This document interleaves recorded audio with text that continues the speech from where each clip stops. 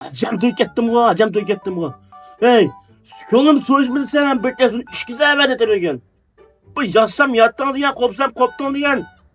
Endi yozib qoldi, oramga o'tib bir ishladib. Mana bo'g'ilib endi. Menda boshqadan bo'lmasa bir tang ko'rmabdi ya bu yerda. Allah taradan chiqarib pul chiqqansigo, olmasib bo'ldimi? Hey, nim g'udu qilsa? Ya mal. Mena kelma. Rahlan o'ng'ishigash.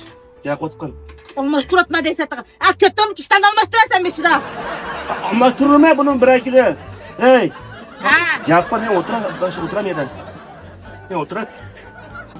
Turib o'ylaqadim qara qo'tim men. Hey, turib o'ylag'anni yetib qo'ysamman da. O'tirib o'ylab bo'lsa. Havo gitma Allohga qara. Hey. Biz to'y biradikin o'yiklardan bayisi ko'y. Pulga sud qilamiz deb. Ha. Osh pulni 3 oydan keyin bir tumanga qildik. Nima? To'g'ri. 1 yildan keyin bayis tumanga qildik. To'g'ri. Mana 7 yil o'tdi biz to'y qildi. O pul 15 tuman bo'qapti. Qachon qaytib qayzlarni, ha? Hey, hakammaydan qiyaqib kesajma.